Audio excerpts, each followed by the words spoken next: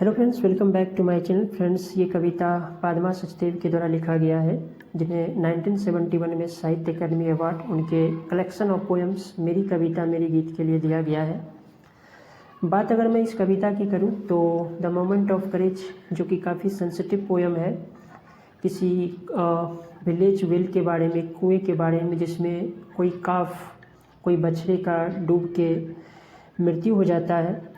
और उसके बाद जो विलेजर्स होते हैं, जो गांव वाले होते हैं, उस कुएं के पास जाना वो बंद कर देते हैं। तो कुल मिलाकर ये कविता जो है विलेज लाइफ को भी डिपिक्ट करता है, और कहीं ना कहीं ये सुपरस्टिशन और जाति को भी ये बताता है कि जो लोग उस वेल के पास जाने से अवॉइड करते हैं। हालांकि उस बछड़े को उस कुएं से निकाला जाता है, उसे साफ़ भी कराया जाता है, पर लोग वहाँ जाने से बंद कर देते हैं।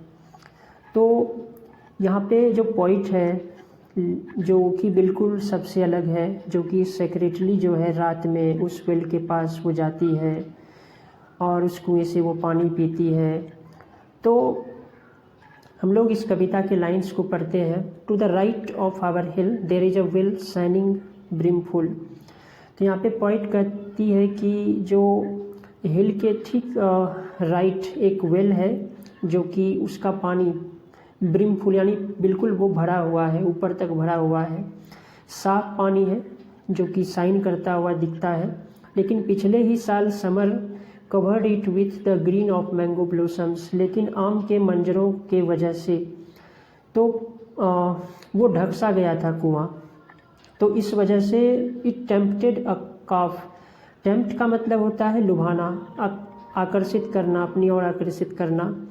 It tempted a calf which fail in and drawn.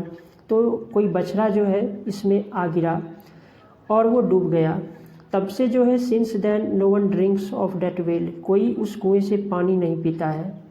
लोग अब जाने से अवॉइड करते हैं, लोग अब जाना बंद कर दिए हैं। लेकिन जो पॉइंट है, एट नाइट लाइक अ थिप, जैसे कि कोई चोर बहुत ही सेक्रेटली, बिना छुप कर। तो उसी तरह ये भी जो है उसमें वो बात करती है, आई कप माई हैंड्स, अपने हाथ से जो है अपने हथेली को कप के तरह, जैसे हम लोग जिस तरह से पानी को हाथ से पीते, उस तरह से वो पॉइंट जो है पानी पीती है। I cup my hands and drink but love is not quenched nor thirst. लेकिन जो प्यास इस तरह से करके जो रात में चोरी छिपे जो पानी पीती है, तो उस तरह का जो सेटिस्फैक्शन है वो महसूस नहीं कर पाती है, ना ही उसका प्यास बुझता है।